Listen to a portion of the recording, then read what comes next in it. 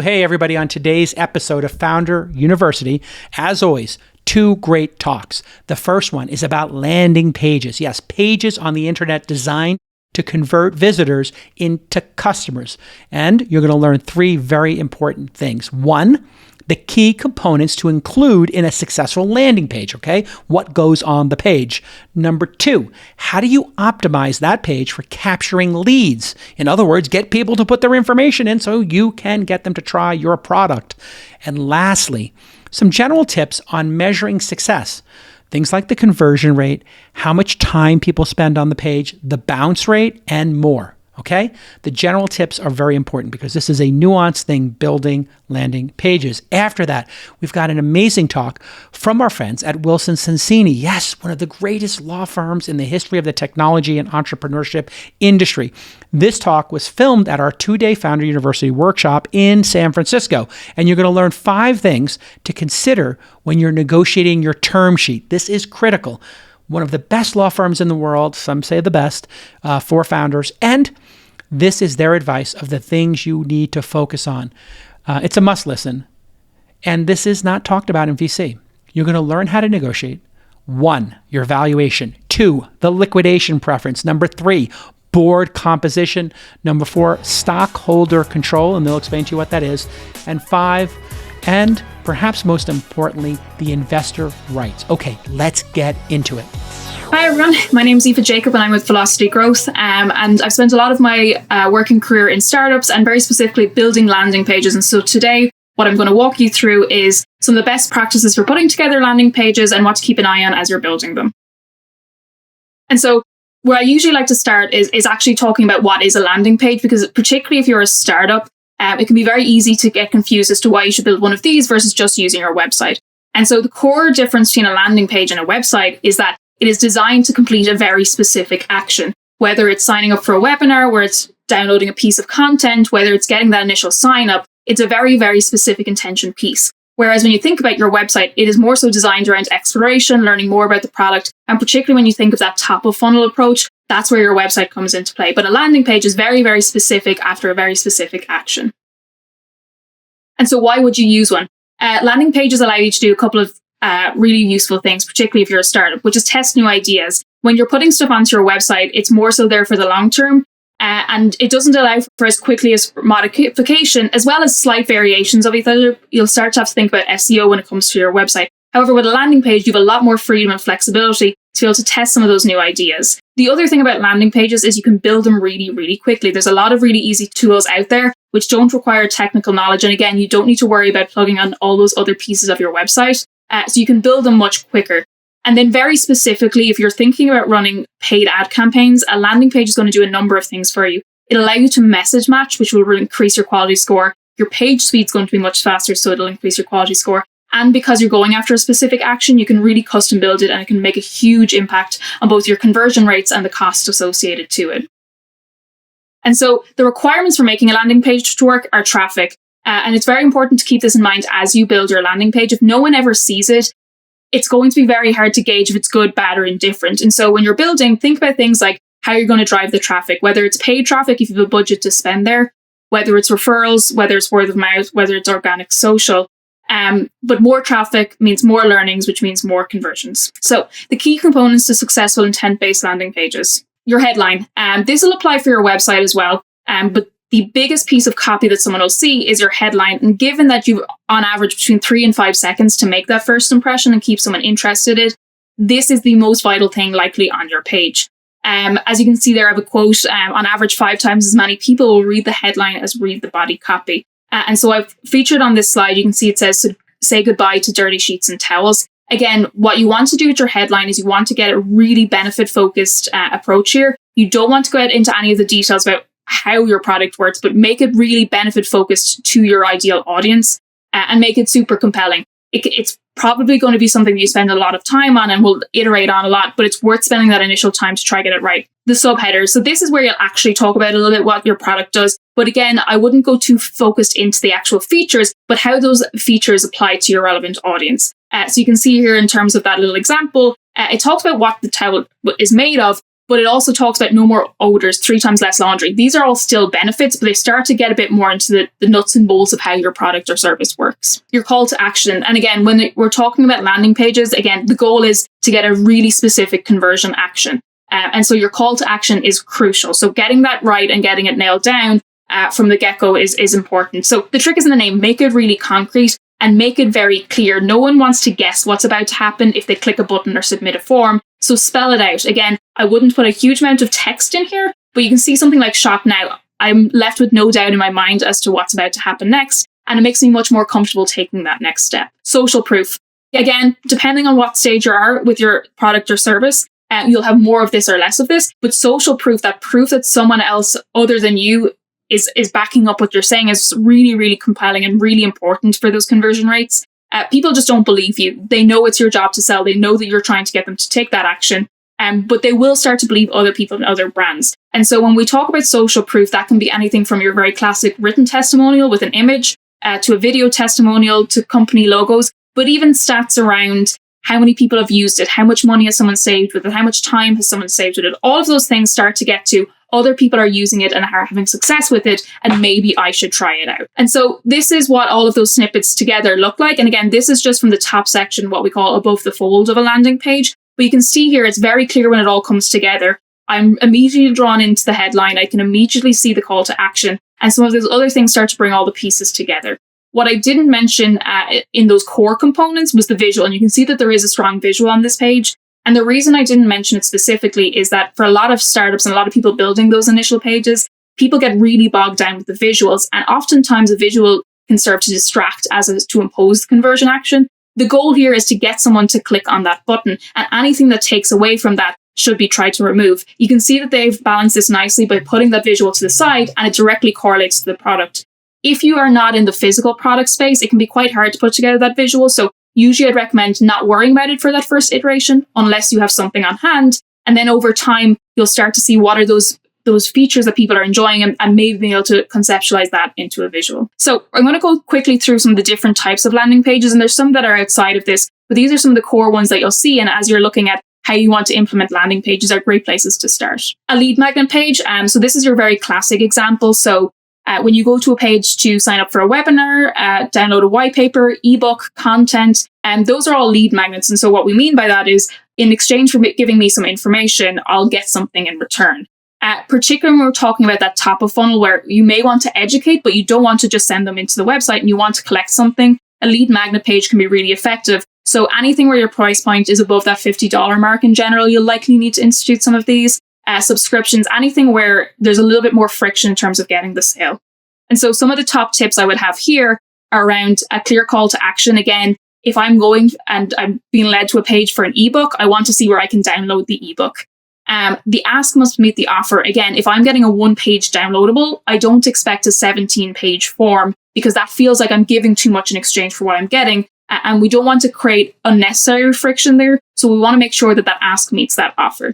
The value and the audience must be relevant. Again, particularly when we're talking about a piece of content, whether that's in video or text format, it has to be relevant to the people who are looking at it. So you can start to manipulate that in terms of how you drive the traffic there. But just keep in mind that if I'm creating a webinar that's about dog grooming, but I'm sending an audience that's just interested in pets, if I've got a cat, that's not something I'm going to be interested in. And so keeping that in mind is really important and sounds obvious, but can get overlooked. And then lastly, benefit focused. So the difference here between this type of page and some of the other pages we'll talk about is that the benefit here should actually be focused around the content and not you as a company or your overall product offering. And the reason behind that is at this point, all we're trying to do is get that conversion. And that conversion in this case is the information for the asset. And so whatever it takes to get that information means that we really need to make that asset shine. So keeping it benefit focused, but very much keeping it benefit focused on the thing that they're about to get. So this is a quick example of a lead magnet page. It's for a webinar. Again, you can see that it's a very simple form. You can see the blue button for the download is very clear. You can see what it's about, and then there's some text about what you're going to get. They don't put anything else. This is the page in its entirety. But again, the goal here is to collect that information. So they're not offering anything else in here to distract from that. So the next one is a get started page. And so a get started page is what you most commonly see in product-led companies, where someone's getting started typically for free because that's the least amount of friction. But at this stage, someone is likely more engaged and more willing to try something out. And again, some top tips here is make the decision super easy. You want to really get across, particularly in that headline, what is the benefit of using you? And particularly when it comes to products, people are a little bit more skeptical than they once were about even signing up for free. So make it really easy, right? So if it is free, make sure you call it out. If you don't need a credit card, make sure you call it out. All of those types of things that take away some of that risk will make it a lot easier to get those conversions. Why you? Again, this is a bit more back to that benefit focus and those feature sets, but why should they use you and why do you matter to them? And really starting to frame that out in terms of your features, in terms of your copy, and if you use visuals, super, super important. Show feature sets focused on the benefits. And again, particularly with product, you'll likely have a number of features for a number of different audiences. And this is where you want to start to bring that all together around a very specific persona and making sure that benefit speaks to their needs. So it's not a case that I'm an email sending platform because I'm good at sending emails or I make this really awesome automation. It's because I'll save you time because you don't need to do it yourself. Those benefits are really important. And again, making it applicable to that audience. And so here's a quick example of, again, start page from Monday Sales CRM. Again, that headline, the CRM you'd actually want to use, really compelling someone like me who this was targeted at.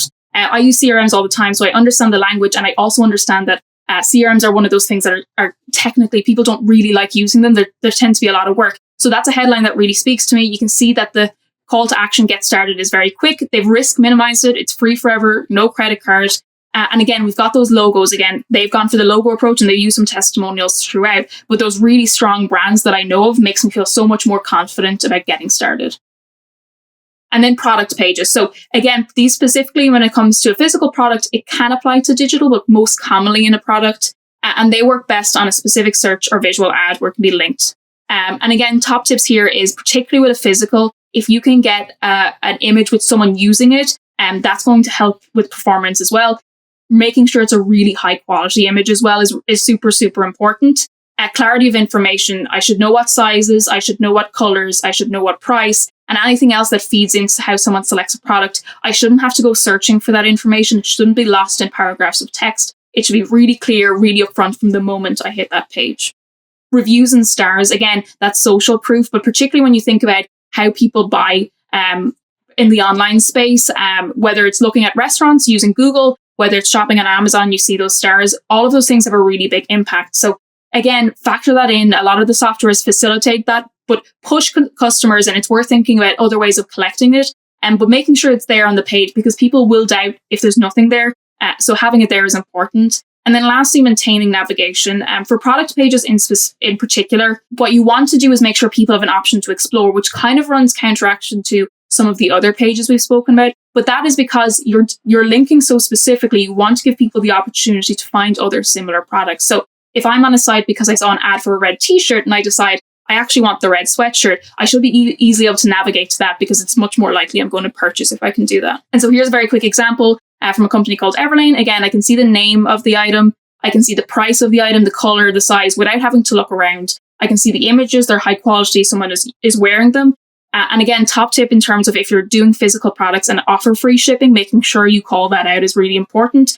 It's still a huge increase in conversion rates by just adding it, even if you already include it and just don't mention it.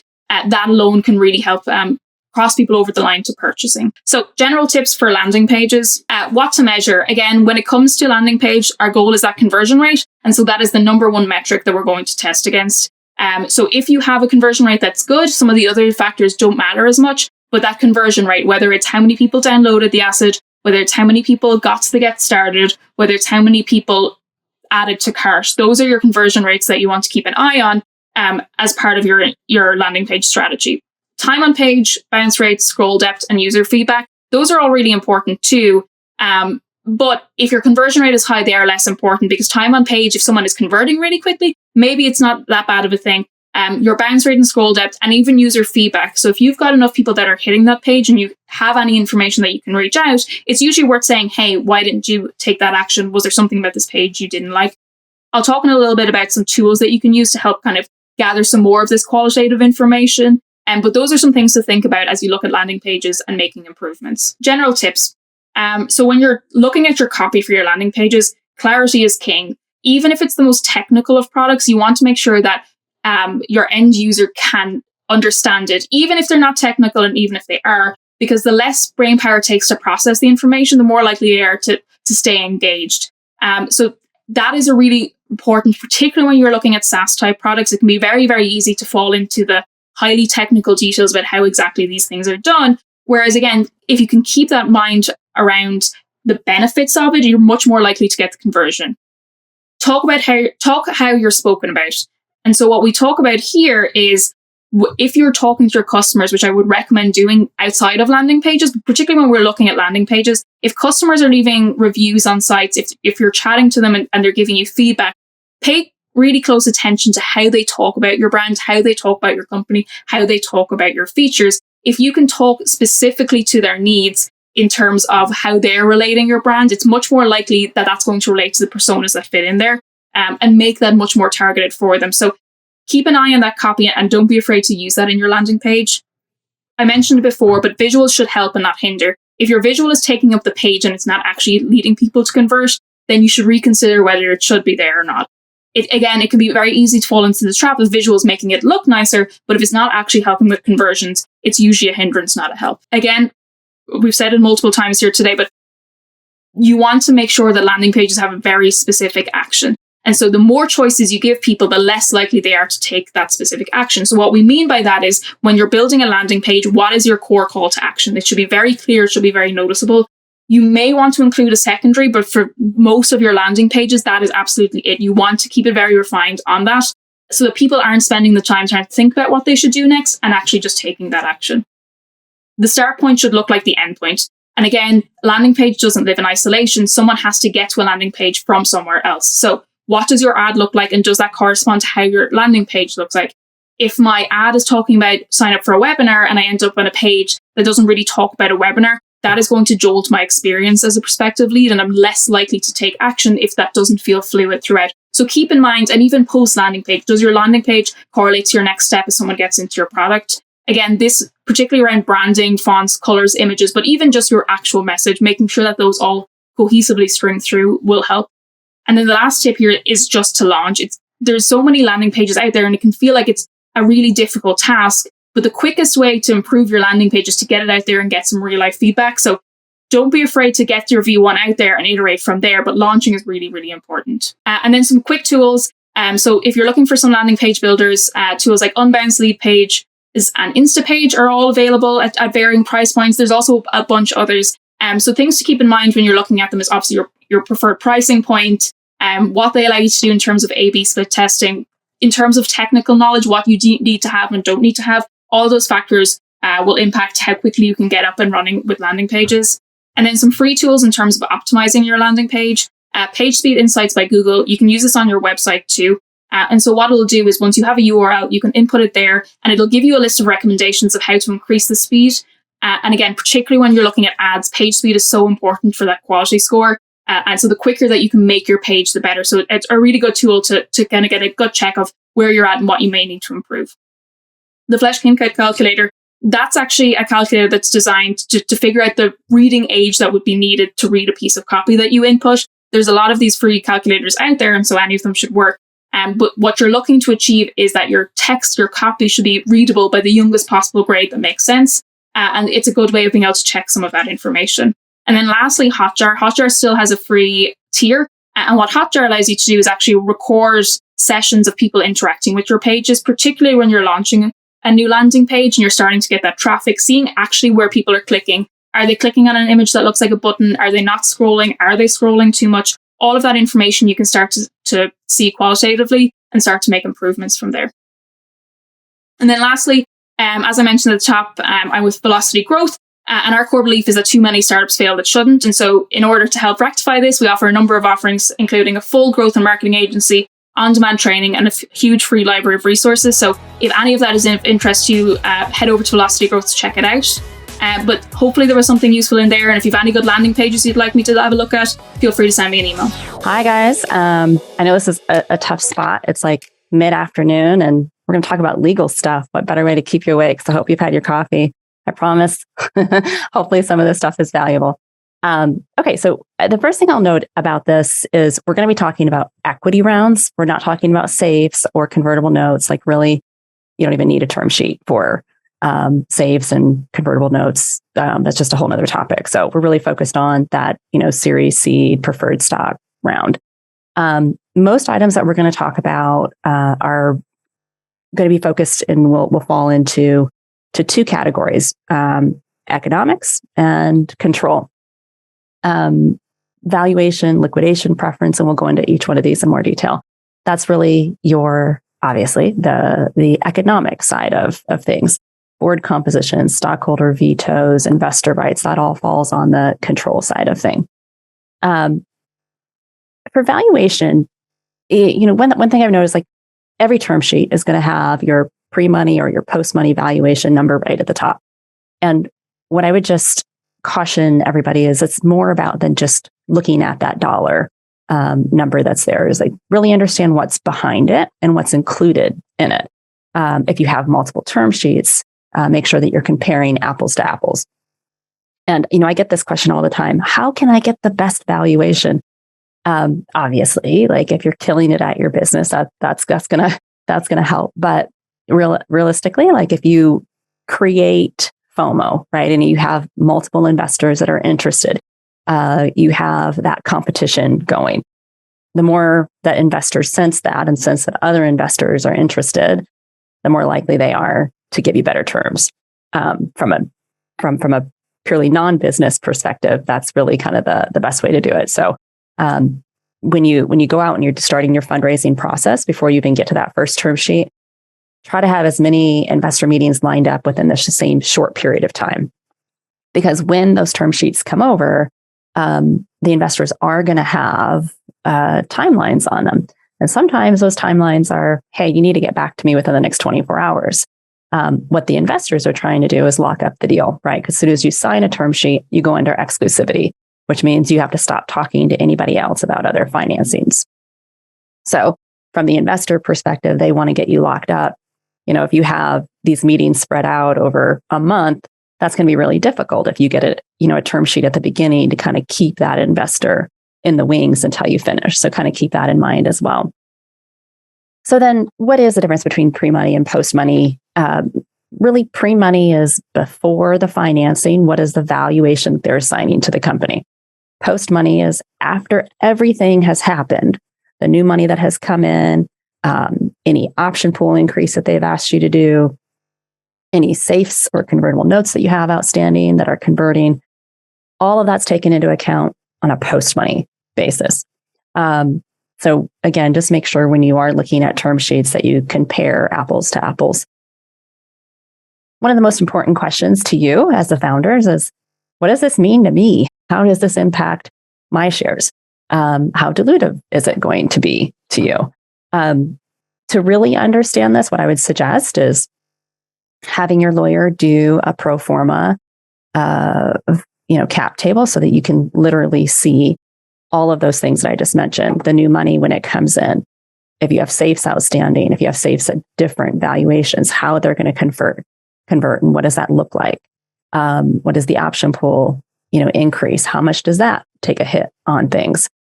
So you can literally see your name, the number of shares, and the percentage that you own today.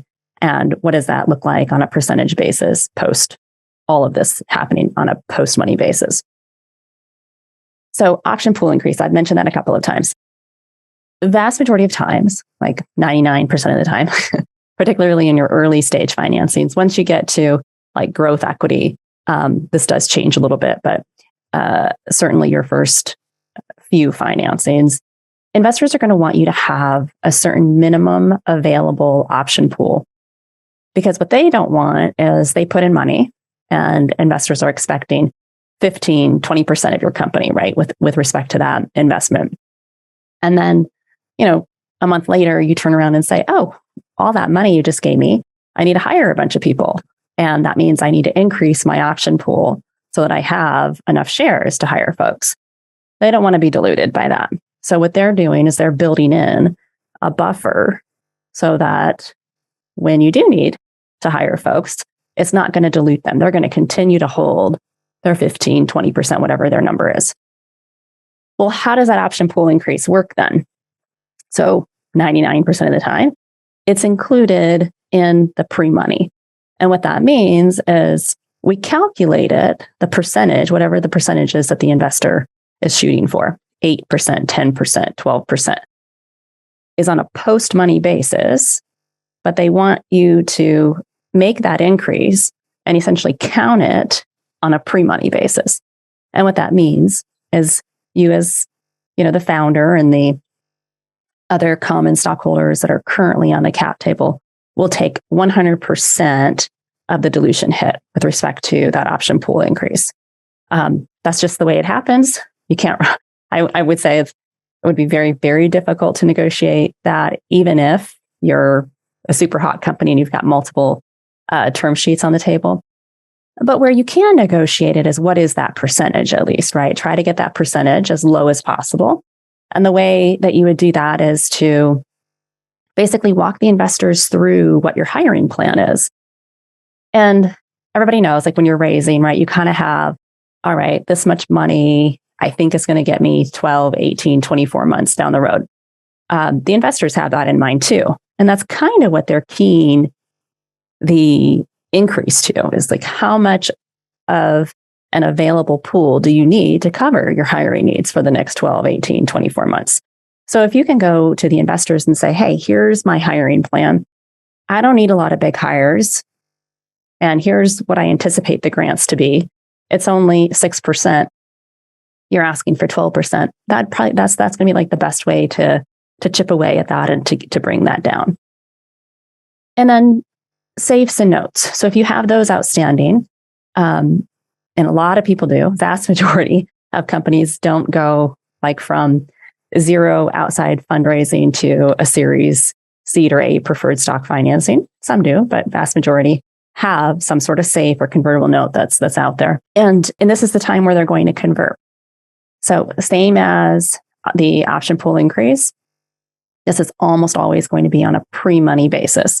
So again, like they're going to convert into whatever shares, but the founders, the people who are currently on the cap table prior to the financing happening, are the folks that are going to take 100% of that dilution. So as you can see, there's a lot of kind of moving pieces here, and it all is going to be dilutive to you as the founder. So really being able to see that pro forma cap table and each of the steps for each of these things being layered in, what is the ultimate impact is the best way to take a look at it. Okay, liquidation preference. So first of all, let's talk about what is a liquidation preference for those that may not know. And even before we get to that, it's kind of like we need to talk about the different classes of stock. So you as founders, employees, consultants, they're all going to hold common stock or options to purchase common stock. When we go to sell to investors, we sell preferred stock.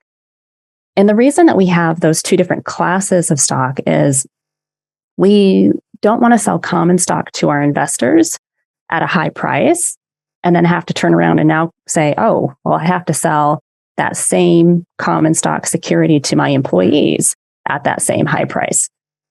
As a startup, part of the compensation, that or a big part of the compensation that you're, providing to your employees is this cheap stock that hopefully will be worth a whole lot of money one day. And you can offset perhaps, the cash component, the salary component that you're providing to your employees.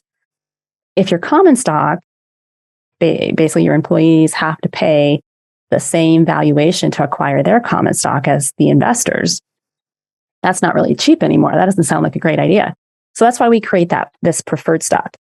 And what really makes it a preferred stock is this liquidation preference. And what it means is if you go to sell the company, the preferred is going to get paid first, and they get paid some negotiated amount. We express it usually as a one-time non-participating. And what that means is if I bought Series A preferred stock at $1 per share, I have a one-time non-participating liquidation preference. I get $1 per share off the top before any common stockholder gets paid in connection with the sale of the company. So what that does is that provides the investor downside protection, right? So if I come in and I buy at a high valuation, but you end up selling at not so great, then I get to at least recoup some of my money before anybody else. So that's the downside protection. You may say, wow, if I'm an investor and I'm putting $1 per share in and I get $1 per share back, that doesn't sound like a good investment either. Like, how do these VCs like make so much money off from their investments? And that's because the preferred stock is always going to be convertible into the common stock. So initially it's a 1-for-1. If there are certain things that happen, if there's anti-dilution that's triggered, that ratio may get adjusted. But essentially what the preferred stock is going to do in connection with a sale of the company is determine, do I make more money as a preferred stockholder, my $1 per share in my example, or, hey, I see commons getting $10 a share. I'll convert my preferred stock to common stock, forego my liquidation preference. I don't want that. I want the $10 per share. So that's what this provision means.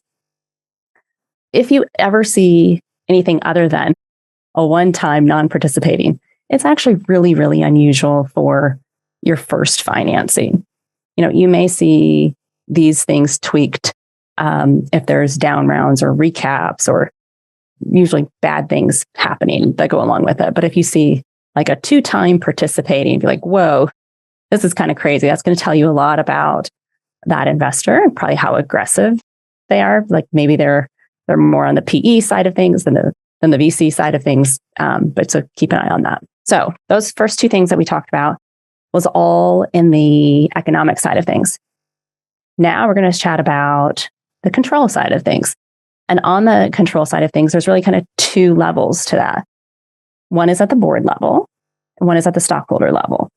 So some actions, regardless of what you agree to in your documents, some actions under Delaware law, if you're incorporated in Delaware or whatever state you are incorporated in, are going to require board approval.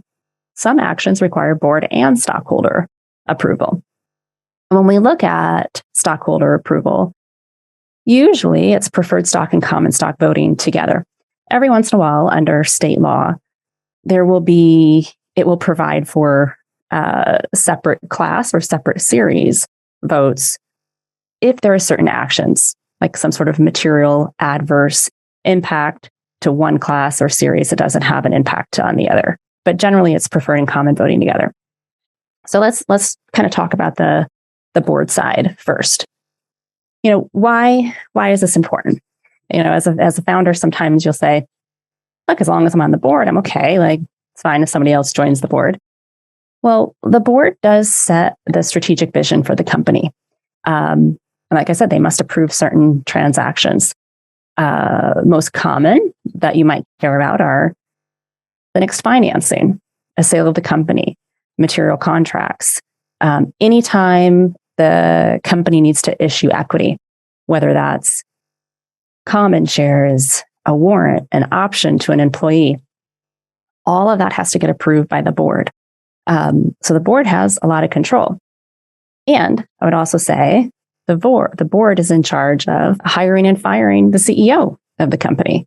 So even if it's your company, even if you own a majority of the shares, if you have 2 preferred directors and 1 common director and you sit in the common director seat, those 2 preferred directors can say, you're out of here as CEO. So there's a lot of power at the board level. And this is why, we typically say, don't give up board seats unless there's a pretty good check size coming in associated with that. And obviously, the more mature the company gets, the bigger that check size needs to be for the stage of where the company is and what justifies, giving up that, that much control of having a board seat.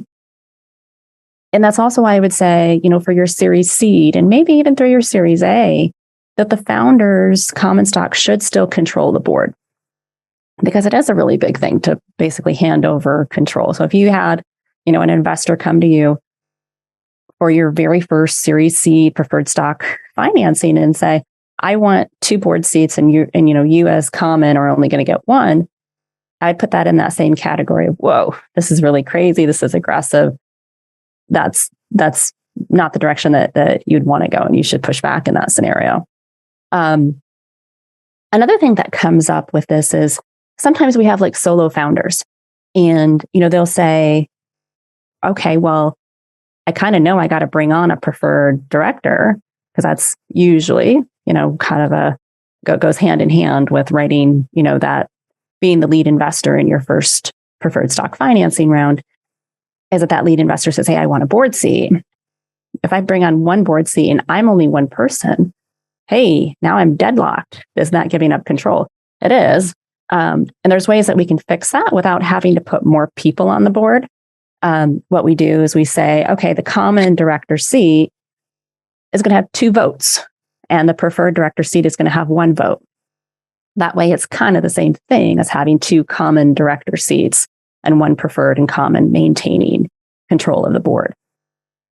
We also get questions about like, oh, well, what about an independent? Shouldn't I be bringing them on? Not really. Like as a baby startup going through your first round of financing, keep the board simple. Keep it to as few people as possible. You're probably also unlikely to attract like a really awesome independent candidate until you're a more mature company. We typically start seeing the independent come on around like a Series B stage. And that's also the time when we typically see the board start to flip, right? So like, I would say probably the ideal scenario is, at a Series B, maybe you have 2 preferred directors, you have 2 common directors or 2 common votes, and 1 mutual independent seat. You're kind of at a 5-person board. And that's usually pretty normal at that stage. I wouldn't try to shoot for 5-person board at your first financing round. Keep it slim, keep the control, in kind of centralized in a smaller group as possible. Oh, I think you probably heard me mention a few times. I'm always talking about board sizes 3 and 5s, right? We don't like even number boards because they can lead to deadlock. And when you deadlock, there's not a lot that can be done.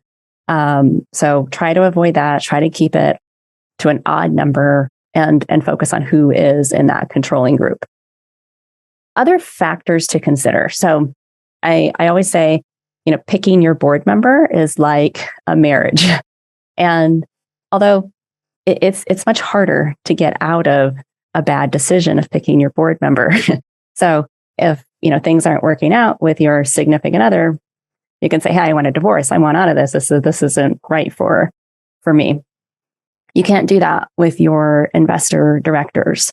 Typically, the way that it works is as long as they continue to hold some, usually 25% of their shares, they get to keep that board seat. And that's forever. There's usually no sunset put on it. So unless they agree to step off from your board, you're stuck with them. So particularly when you put a director on these really, really early stages, when, let's face it, you're just getting started as a company, you're just figuring out what that strategic direction is going to be. Make sure that they have the same vision as you, that you like to talk with them, because you're probably going to have to interact with them quite a bit. Most VC investors actually want to be involved. They're reaching out, they're having conversations, they're wanting data, they want to understand what's going on next. So make sure you're that person is a good fit for you, not just, this is a tier 1 VC fund and they're writing a big check. That's great. But if the person that they're putting up to say, this is who's going to sit on the board with you, and you're like, oh my God, I don't like this person at all, probably should rethink that investment. At least go back and talk to the fund and see if there's somebody else, right, that you can chat with. And that might be a better fit for the board. Just again, just really, really focus on that. Sometimes, the board piece is even more important than the valuation because of all of those factors and the fact that they are probably going to stay with you for a long period of time. So do your diligence, on them. They're going to do diligence on you. They're probably going to pull background checks on you. They're going to do all sorts of stuff. You should do the same. Not that you can do background checks on them probably, but you should, say, hey, I want to talk to some of the other founders that you work with, and really try to get a sense for who they are, how helpful they're going to be. Stockholder side of things. With how this will show up in the term sheet is we call these protective provisions. And basically what that means is there's going to be a whole list of things that they have in there. that says, hey, you can't take these actions unless you come and get a majority or some other percentage of the preferred stock, the outstanding preferred stock, to agree to it. Oftentimes I'll get this question of like, well, why don't I just have super voting shares as a founder and then I can avoid all these issues? Nope, that doesn't work. It doesn't work at the stockholder level. It doesn't work at the board level. At the board level, we're going to specifically, the investors will negotiate this all gets documented, say, my seat is a preferred stock seat, which means you could hold all of the common stock and you could hold, more than a majority of the outstanding stock as a whole. But if the seat is restricted to just preferred stock, your shares don't count for voting on that seat. Same thing with these protective provisions, right? These are going to say a majority of the preferred stock outstanding. If you have common stock, and even if it has 10 times voting power for each share, it just doesn't count. So it's not going to help you in these situations. And this is where you are going to give up control at both of these levels, regardless of, some of those super voting, high vote, low vote structures that you may hear about, which is also why we just don't use them as much. The other thing I would note about this category is, I put it in two different categories, right? As like, if the protective provision relates to fundamental matters, right? I get it. Like investors are putting in a lot of money. They're putting a big check. You're probably running the show, right? Still largely at that point, they're not going to be there. So they want some sort of oversight, particularly on those big fundamental matters. But if it's day-to-day operational stuff, that's where I think you can negotiate and you can push back a little bit, right? So a change of control, a future financing, those are pretty fundamental changes. You may have some luck negotiating around the edges of those, of saying, hey, if it's a change of control and you're going to get 3 times your return, I don't have to come and get your consent. Maybe the same thing on a financing. There's some sort of metric there in terms of valuation or, increase that, hey, I don't have to come and get your consent for it. Those are the minority, I would say, right? Like vast majority of the protective provisions relating to change of control and financing are just flat, like in preferred investors get that right. But like around your option plan, around incurring debt, maybe those are things that can be limited to the board level, not bringing it down to the stockholder level. And that's what I mean by fundamental changes versus your day-to-day operational matters. And those are the types of things that I think you can negotiate around the edges on. And then the other thing with respect to this that I would note is you may say, I don't really care if it's at the board or stockholder level. It's still fill in the blank VC fund. Yes and no. At the board level, it's John Doe. John Doe has to come to the board level and vote those shares. And when John is sitting on your board, and he has to exercise every decision that he makes using his fiduciary duties. What that means is he is supposed to vote according to what's in the best interest of the company and all the stockholders, not what's in the best interest of John Doe's fund. So take that to the stockholder level and you say, hey, okay, VC fund, I want you to approve this transaction. VC fund can say, I don't like it. It's not in my best interest. I don't want to approve it. And there's no fiduciary duty attached to it.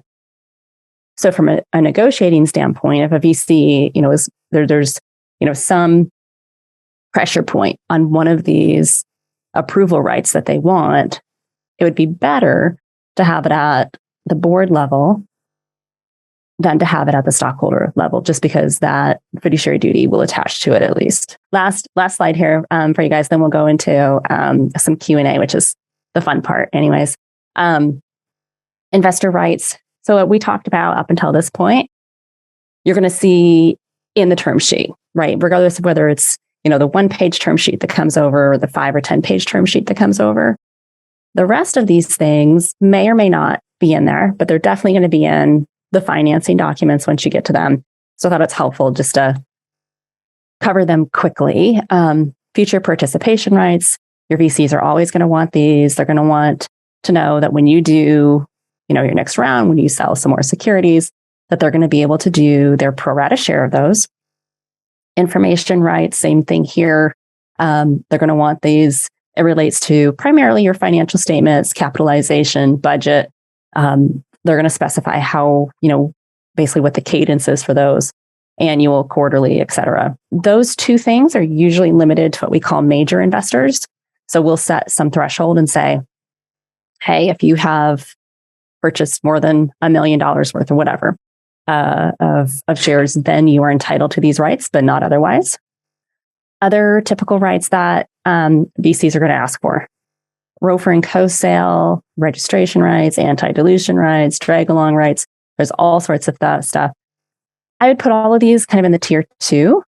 Once you get engaged, you're going through this, you're walking through all the documents. Make sure you understand what they are and how they impact you, like your lawyer should, walk you through at least at a high level of what does this mean to you. But likely you're probably not going to get into too much detail at the term sheet stage, and would try to avoid that around at least those provisions. Founder revesting. This is one that's going to be near and dear to your heart. Sometimes VCs say, hey, you're pretty vested in your shares, and I don't really like that. I want you to revest some of your shares at the closing of the financing. Because after all, those are the golden handcuffs, right? Particularly at these very early stages, right? Like, you probably don't have product, you probably don't have customers, you probably don't have revenue. Those are all like, I'm building those things, I'm figuring those things out. So what they're really investing in is you. And that means they don't want to put money into the company and then you say, yeah, okay, I'm going somewhere else, but I'm still going to benefit from whatever this company ends up doing. So sometimes VCs will just put in the term sheet to be discussed or to be reviewed. What I would say is push on that a little bit, right? Like as I mentioned at the top of the, when we first got started, once you sign the term sheet, you're under exclusivity, usually 30 to 60 days, where you can't talk to anybody else. And that's a long enough period of time to where it could kill interest. And particularly if you tell an investor, you're not the chosen one, your exclusivity period, expires, then you go back to them. They're probably gonna be like, what happened? The other investor walked. It's not going to be easy to recover from that. So if there are any terms that you really feel strongly about, make sure that you get them hashed out, at the term sheet stage. And this may be one of them, right? Like, send them over your vesting schedule, send them how many shares you're vested today, and say, okay, what do you want from that? As opposed to leaving it open. What we typically see is at the first financing round, and there are exceptions to this, but typically, 25 to 33% is what investors like to see in terms of the most amount that you're vested in. So if you're 50%, 75%, 100% vested, expect to have that conversation. And the last thing I would note is just side letters. These have all sorts of terms in them, from observer rights to, hey, even though I'm not a major investor, in my example, I didn't buy $1 million, but I really want pro rata rights. I really want information rights, all sorts of stuff. Pay attention to these. Make sure, don't just sign them. Make sure your counsel is, helping you review these as well. Because when you enter into these, they last forever, unless there's the right termination provisions in there. And they're also with each individual investor. All your other financing documents are going to be with a majority of the investors, it's going to be with the investors, but a majority of the investors can amend it. So side letters, just make sure you understand what you're signing up to there. All right. I think that's it. Okay, that's a wrap for today's episode. And if you want to see more tactical content, be sure to hit the subscribe button on YouTube or your favorite podcast player. If you want to rate and subscribe, that's great. And if you've got an idea right now and you're inspired to build an MVP or an idea that you want to build into an actual company, just apply to my 12-week course, Founder University, at founder.university/apply. It's free to come to the Founder University if you come to all 12 weeks. And we invest $25,000 in the top graduates to help them grow even more. Again, you can apply for the upcoming cohort, founder.university/apply. And if you would like to give a tactical talk here on this pod, You can submit your presentation at founder.university/submit.